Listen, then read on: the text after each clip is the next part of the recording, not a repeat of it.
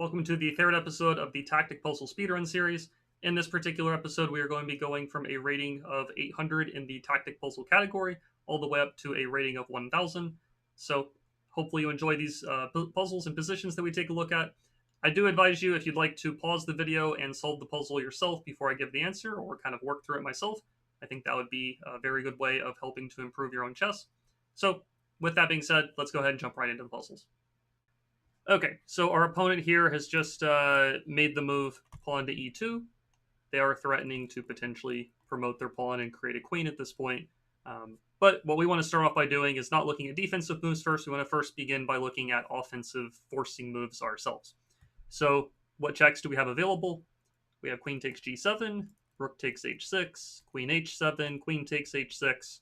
These are the different checks that are available here. Queen takes g7, rook takes. Doesn't seem like that really leads to a whole lot. Maybe we could take the pawn on h6 after that, but the king will simply move. Queen takes h6.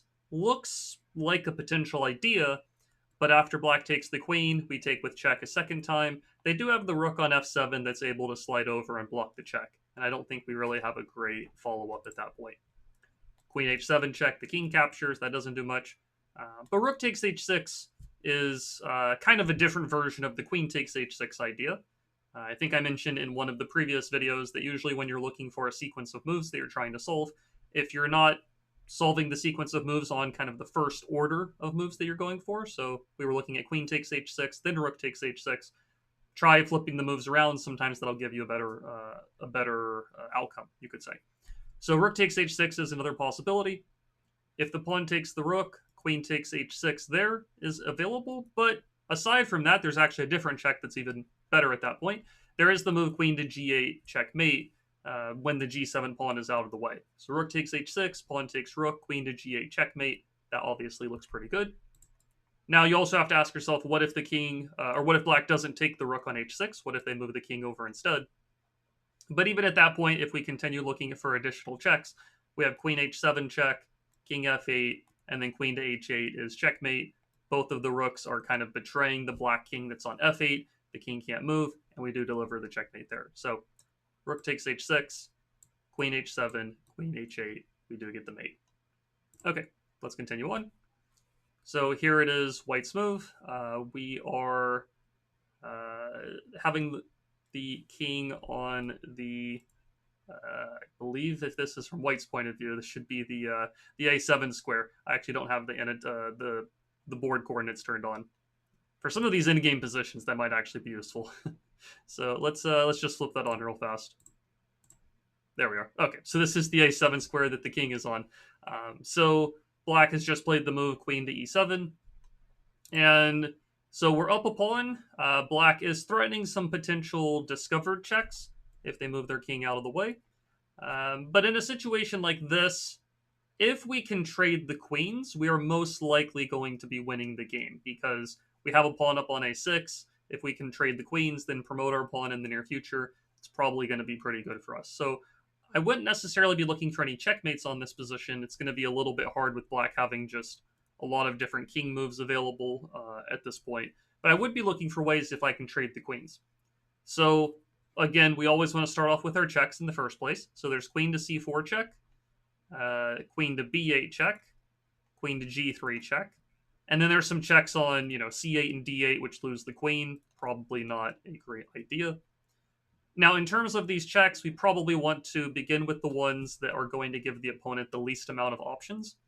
So if we check on c4, they have 3 different king moves that are available. If we check on g3, there are 4 different king moves that are available. And if we check on b8, there's only 2 king moves that are available. So I would start off by looking at queen to b8 check first. So after queen to b8 check, if the king goes to the d7 square, there we have the move queen to b7, skewering the king and the queen on the 7th rank. And once the king moves away, we trade the queens, and then we can move our king out from in front of the pawn, and then we can promote our a pawn. So that's looking pretty good. Now, if the king goes to c6 instead, we still want to look for a way to trade queens if possible. And essentially, when you're looking to trade queens and kind of doing it with a forcing check at the same time, you're kind of looking for a way to fork the king and the queen, is what it comes down to. And so if the king is on the c6 square and our queen is on the b8 square, we actually have the move queen to b7 check that's available. It attacks the king as well as the queen, and the queen on b7 is protected by the pawn that's on a6, because again, the pawn on a6 is moving upwards down the board. So queen to b8 check, king to c6, queen to b7 check. If the queen takes, we take with the pawn, and then we are going to be able to promote the pawn to a queen on b8 the following move. So I believe the answer here is going to be queen to b8. Okay, so the king went to d7. Remember, we're trying to trade queens, though. So we check here, trade the queens, and then once black recaptures, we would move the king away and then promote our a-pawn, and we would be up an entire queen in that situation. Okay, let's go to our next one. So white just captured something on the d4 square, and it's up to us to figure out the way we're going to play. So we look for checks and captures at the beginning, of course. In terms of checks, we have queen takes c3 check, and we have rook takes d4 check. We also have pawn to e3 check. Now, in terms of these options, I'd probably start by looking at the queen check first, maybe then the rook check afterwards, and the pawn check thirdly there. If we trade queens, I think white is just going to recapture with their pawn, and I don't really see a great follow-up for us. Keep in mind, we are actually down a piece in the starting position. White does have one extra knight, so we're looking to win back the knight, or win more than the knight, or deliver checkmate. So you have to be a little bit careful about looking for just simple trades, unless you're really getting something as a follow-up after that. So in this kind of situation here, if we trade the queens, I don't think we really have a great follow-up as far as I can tell. So rook takes d4 is another move to think about. The queen cannot capture. Even if it could capture, the rook is defended, but the queen also can't capture because the queen is pinned. So rook takes d4. The king has some different places it can move to. But the nice thing is, after we play rook takes d4 and the king moves away, our two rooks are lined up on the d file, and we would be attacking white's rook on d1 with both of our rooks on the d file once the pawn and the king are out of the way. So we can take on d4, the king moves somewhere, and then we can either trade the queens first, or we can take the rook on d1 if it comes with a check. You wouldn't want to do something like rook takes d4, king moves, and then rook takes rook, because you would lose the queen on a5. In that version of things, you probably would want to trade the queens first, or check with the king, check with the queen somewhere. You do want to take the rook on d1 eventually. That's kind of the outcome that we're looking for. So rook takes d4 is looking pretty good. I'm leaning towards this being the idea. You could also consider pawn to e3, but I think the king would just take the pawn, and I don't really see a clear follow-up there. So I think it's rook takes d4. The king moves to the e3 square. Here again, we don't want to trade the rooks, or not really trade. We don't want to capture the rook on d1 right away and lose the queen on a5. So even at the kind of end of a puzzle, or once you think you've kind of gotten to the right answer, you still have to be a bit careful and look for the opponent's counterplay or ideas. So here we're going to take the queen on c3 and trade the queens first, and then we're going to take the rook on d1 since there's no queen on a5 hanging at this point. And so here we went from being down a knight to all of a sudden winning a full rook, which means we are now up the exchange. We have a rook versus a knight, and that's a very good situation for us to be in.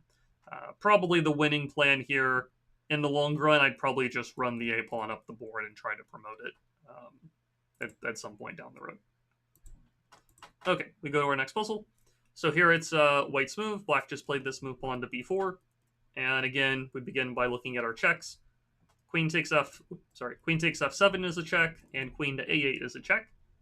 Queen takes f7, the queen is just going to take us on f7, and I think we're just going to be losing material if we go for that capture. On the other hand, though, queen to a8 is looking pretty good because the king actually has no escape squares to move to. The knight does cover the h7 square. And so black would pretty much just have to block with their queen, and then we would just capture the queen, wherever it decides to block. We take the queen and we still deliver checkmate. So this is looking like a back rank theme. So queen a8 check, take the queen, and it is checkmate. The rook on b1 is pretty much not able to help out at all because the pawn is in the way, and also the rook wasn't really defending the queen on the back rank or anything like that. Okay, let's keep going. So black here just played the move king to b8. We look for our checks first. Simply put, here there's a couple of different checks that are available. Queen to d6 though is the one that doesn't get the queen captured, and it is also checkmate. So pretty straightforward on this one. You just look for a safe check, and it also ends up being checkmate, which makes things pretty easy for us.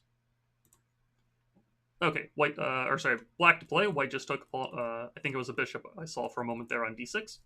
And here we're seeing a familiar theme or a familiar pattern. We've seen this in a couple of the other episodes so far. We have a rook and queen combined together attacking an f-pawn of the opponent's.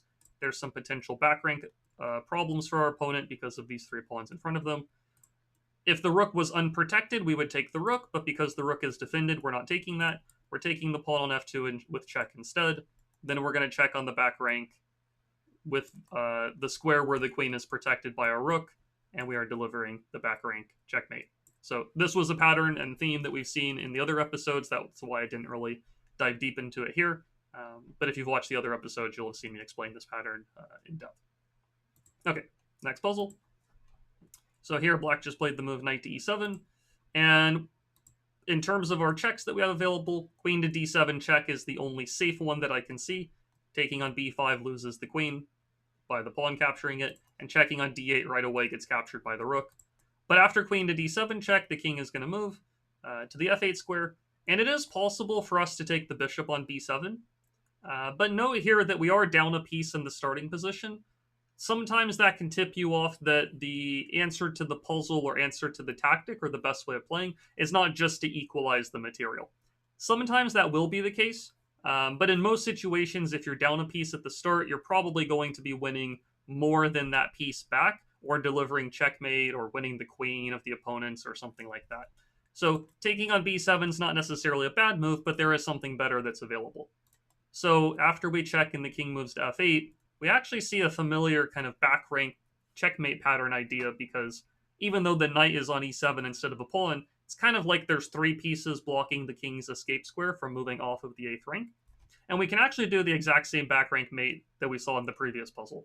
We can check with our queen on the d8 square. The rook will take the queen. We take with our rook, and we deliver checkmate. It's very important that we started with queen to d7 check in the first place and didn't jump right to d8, because the king would be helping to protect the d8 square. We need to check and push the king away from the protection of the d8 square, then check on d8, and then we recapture with checkmate. So we kind of, did a little, little pause, you could say. We paused on a square right before d8 and then jumped to d8 right afterwards to get the back rank mate. Okay, here it's black's move. In this position, we want to be looking for our checks, captures, and threats once again. In terms of checks, we have queen takes c2 check, queen e1 check, and queen h1 check. Queen takes c2, the king takes. I don't think that's really leading to a whole lot. Queen to e1 check, the bishop takes. That's not leading to much either. Queen to h1 check, though, is looking pretty good, because even though white can block with a lot of their pieces here, they actually can block with every single one of their pieces. It actually ends up that none of them would be safe or being protected by another piece. So if we check on h1, the queen blocks, we take that.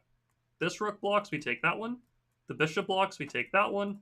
And the other rook blocks, we take that one. And we can actually deliver mate by capturing all of white's pieces if they decide to throw them in the way. So we check, take the queen. The puzzle stops here, but white could have kept throwing more and more pieces in the way. We would have just kept eating all of them like Pac-Man and getting the checkmate there. Okay, let's keep going. So queen and rook lining up towards the king, who has a potential back rank issue. Opponent's rook is on a8, keeping the f8 square protected.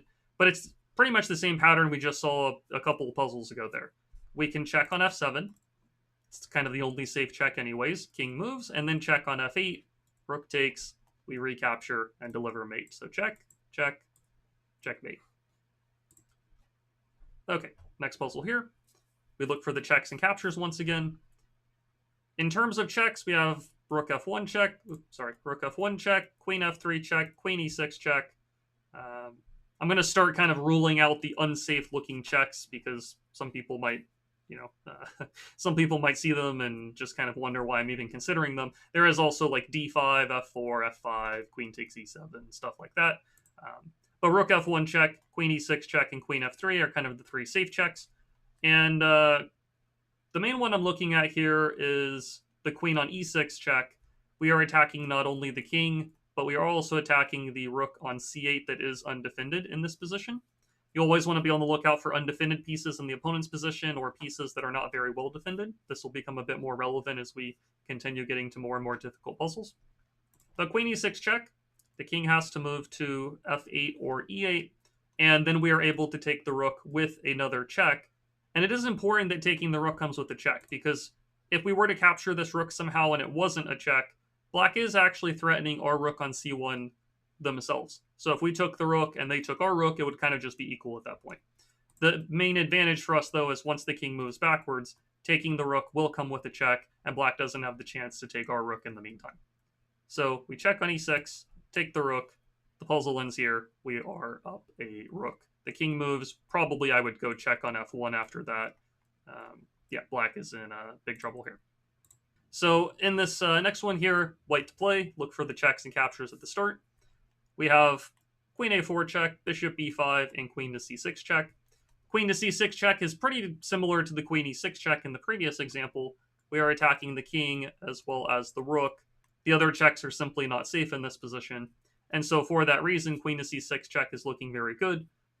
The king will move, or black will somehow block the check. We will take the rook in the corner, and we're looking pretty good at that point. Now, it would be, if you want to be like really thorough about it, let's say we check on c6, the king moves, you take the rook. You could also consider what happens if black takes the pawn on b2 with check, because they would also be kind of making their own forcing move, attacking our king and our rook. Very important in that position that we're going to block with the knight on d2. We don't want to move the king to the back rank and allow black to take the rook on a1, because if we move the king to the back rank, then the rook on a1 will no longer be protected by that rook on h1. So we're going to check on c6 and take the rook, and if black takes on b2, we're going to block with the knight. So check, take. They do take on b2, and we block with the knight here. Black has no more, kind of follow-up in this position. Okay, we go to the next puzzle. So here is black's move. We look for the checks and captures first. So in terms of checks, we have rook takes f3 check and bishop takes d4 check. Rook takes f3, I think white's just going to take with the pawn or the king, so that doesn't really do anything. And bishop takes d4 check, the bishop is going to capture on d4, and I also don't really see that doing anything. So then we look for captures. We already looked at rook takes f3. The other capture in the position is rook takes b2. And it ends up that if we kind of connect the dots here a little bit, bishop takes d4 didn't work on the previous move because white's bishop would take ours. However, if we play rook takes b2, we eliminate the bishop that is defending the d4 pawn. And this means that once white recaptures on b2, now bishop takes d4 check is available. We would be attacking both the king on f2 as well as the rook that is now on the b2 square. And then wherever the king moves away to, we take the rook, and we will be up a piece and a pawn in that position, which is great for us. So you could solve this kind of by the brute force method, where you just look at all the checks and all the captures, and that's kind of the one I'm mostly going through in these puzzles, just for the sake of thoroughness, you could say. But you could also solve this by seeing that the pawn on d4 is attacked and defended an equal number of times. The bishop on b2 is kind of an important defender. If the bishop on b2 disappears, then the pawn on d4 is undefended. And so you can maybe connect the dots and recognize that taking the bishop makes it so that we can take the pawn on d4 afterwards, and once everything kind of combines together, we end up being ahead material. So we take on b2, take on d4 with check, then take the rook, and we are up a bishop and a pawn in this position. Okay, next one. White just played the move rook to c1. In terms of checks, we have queen takes h2, but the king will take. I guess we could follow up with rook takes f2, but the king moves away, and we kind of run out of checks pretty quickly. So that doesn't seem to be doing much for us. In terms of captures, we have rook takes c1 and rook takes f2. Rook takes c1, queen takes c1. I don't really see a follow-up check or capture at that point. Rook takes f2. I think white can just take the rook, I suppose. Queen takes h2 check. King takes f3. Queen h5 check. King moves. I think we're going to run out of steam if we're only attacking with the queen at that point. I think it's going to be pretty unlikely that we get a checkmate in a case like that if the queen is the only one attacking. So checks and captures aren't really looking great. at this exact moment. So then do we have any big threats that we can make? Can we attack a high value piece? Can we threaten checkmate? It ends up that we do have a pretty good checkmate threat here with queen to h3. The threat is to play queen to g2 checkmate. There are two different ways to stop that threat. There is queen takes f3, getting rid of the pawn, and there's queen to f1, protecting the g2 square. Now, the problem that white's going to run into with each of these, first of all, if white plays queen takes f3, no longer is the rook on c1 protected, and we would be able to capture the rook on c1, and then white would be in big trouble there because of back rank issues. If white plays queen f1 instead, it looks like white's keeping the g2 square covered and protecting the rook simultaneously, but usually in positions where one piece is defending two important things at the same time, usually the way to break that kind of defensive construction is that sometimes you're able to take one of the things and then take the other one second, or make use of one of the squares and take advantage, kind of take one then use the other kind of thing. And it ends up that if the queen goes to f1, that we actually can now take the rook on c1 at that point, because we are pinning the queen on f1. If the queen recaptures on c1, then our queen on h3 will deliver checkmate on g2, and white cannot take our queen because we have this pin going on the back rank. So it is important to get the move order correct here.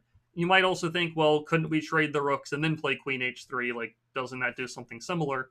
The big problem with that move order is that white can play the move queen to f1, and we don't have a way to get the white queen off of the f1 square, away from protecting the g2 square anymore at that point. We don't have rook takes c1 because we already traded the rooks.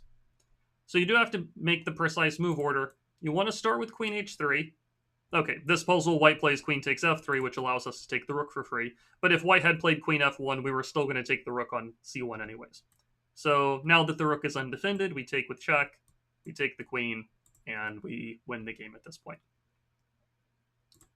Okay, let's keep going. So again, checks and captures. In terms of checks, I only see one check, which is queen f6 check. The king goes to g8. Do we have any follow-up checks at that point that are safe to play? We do have the move knight to e7, because our queen is now off of the e7 square. And knight to e7 would attack the king on g8. And that would actually also just be checkmate in that position. Queen f6 check, king moves, knight e7, that is mate, the king has no escape squares. So this is a pretty simple two-move checkmate, check, and checkmate. Okay, here black just captured, I think it was a pawn on e4. Again, what checks and captures do we have available? We have a check with bishop to c4 check. And it also ends up that once we move the bishop off of c4, black did just capture this pawn, which put the rook on an undefended square. Our rook on e1 is eyeing this rook, and the bishop on e2 is in the way. So if our bishop moves off of the e2 square, we'll be doing what's known as a discovered attack. We'll be kind of opening up or discovering this attack from our rook attacking theirs, but with the extra benefit that our bishop on c4 is also making the check on black's king at the same time.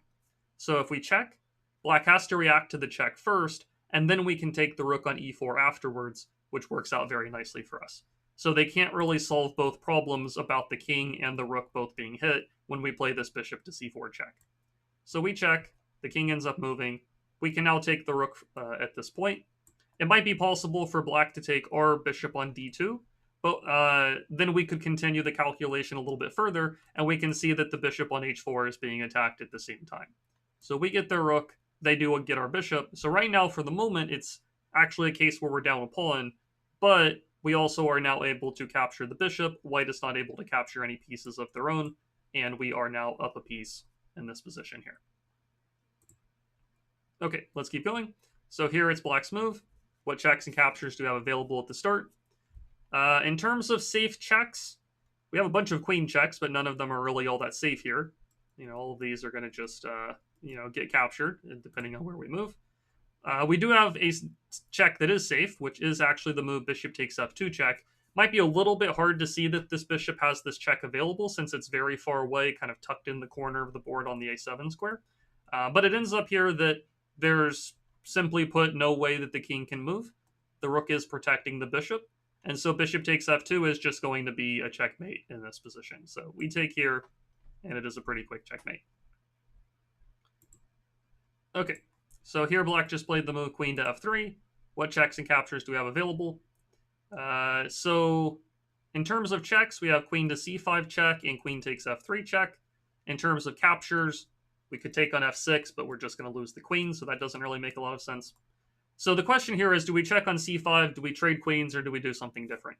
The first move I would look at is trading the queens, because if trading the queens is good, then it's the most forcing move in the position, and we should just go for it.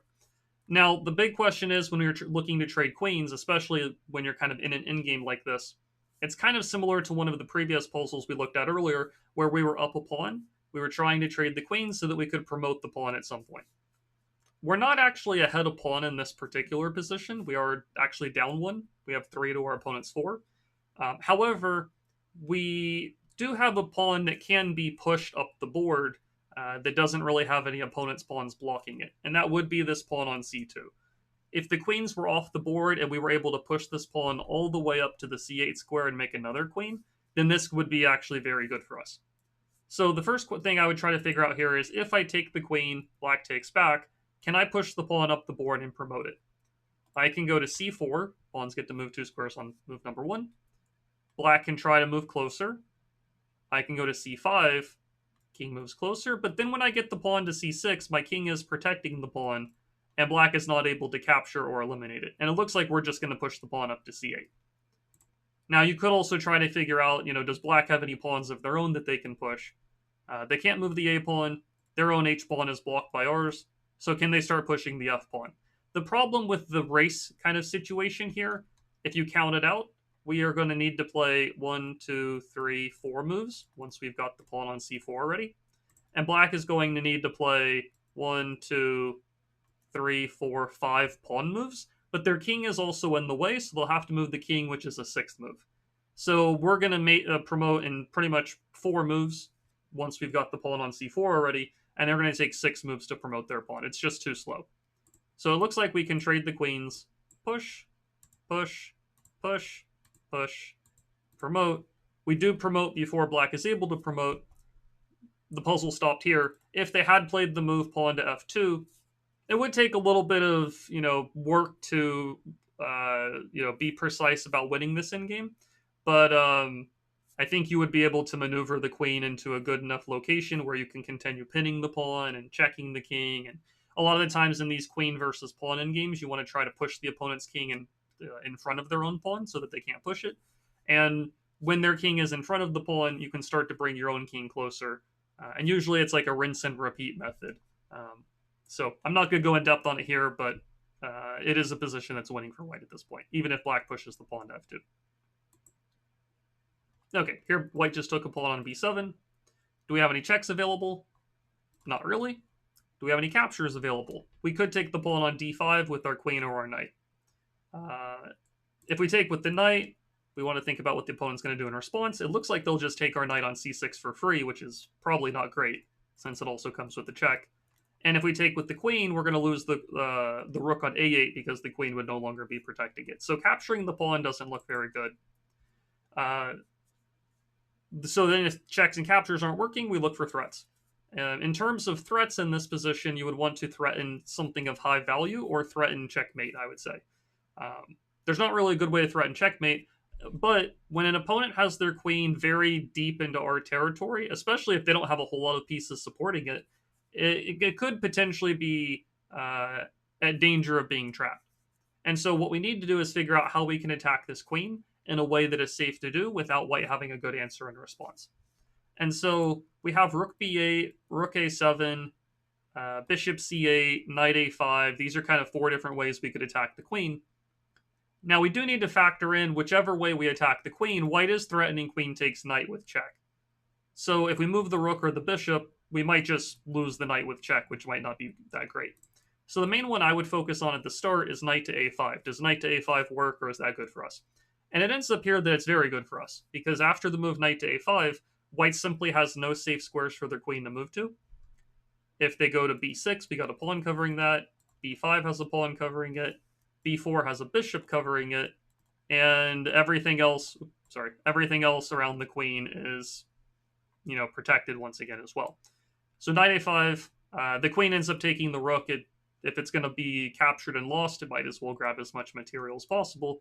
But we're still very happy with this. We lost a rook but won a queen. We gained we gained kind of a net of 4 points in material there, which is still very, very good for us. Okay, we keep going along. Here, black just played the move bishop to b4. I think they were blocking a check, but they're also making a check of their own. So even though we're in check, we still want to look for our own forcing moves. And we could, sometimes you can meet a check with a check. So I would actually still look at checks first in the first place. So the only way to check this king and block our king being checked is the move knight to c3. Knight to c3 is a check of our own. So it is definitely a forcing move that black would need to respond to. After knight c3 check, the bishop cannot take because it's pinned. So black would have to move the king up to a5 or down to a3. If they go up to a5, it ends up that we can move our queen to b5 and deliver checkmate because it's protected by the knight. Even though the knight is pinned, it still doesn't mean that black's king can take our queen, because we would essentially capture black's king first. Even though, taking on b5 or moving the knight off of c3 would expose our own king, we would be capturing black's king first. So they can't take the queen on b5. So that would be mate. King to a3 is the other option. Do we have a checkmate or a strong check in this position? We do actually have the move queen to a2, and this is also a checkmate. It's protected by the knight on c3. The king cannot move to the b4 square because the bishop's in the way. And so we actually get to meet black's check with our own check and then checkmate in this position here. So knight c3 check, and queen to b5 is checkmate. Okay, here's white's move. What checks and captures are available? In terms of checks, we have d8 and g5. Going to d8, I think we just lose the rook. Going to g5, black has to play the move king h8. Do we have any follow-up checks in that position there? We do actually have the move bishop to d4 check, hitting that king in the corner of the board. And the king has no safe squares to move to. It's not checkmate just yet, because black can block the check with a couple of things. They could block with the pawn or block with the bishop, but we're just going to capture anything that goes in the way. It's kind of that Pac-Man situation that we saw in one of the other puzzles where we just take whatever is blocking the check, because all of it is free to capture. There's nothing protecting the bishop on e5 when black blocks, or protecting the pawn on f6 when black blocks with that. So we can check on g5, check on d4, take the bishop with check, take the pawn with check, and that is the checkmate.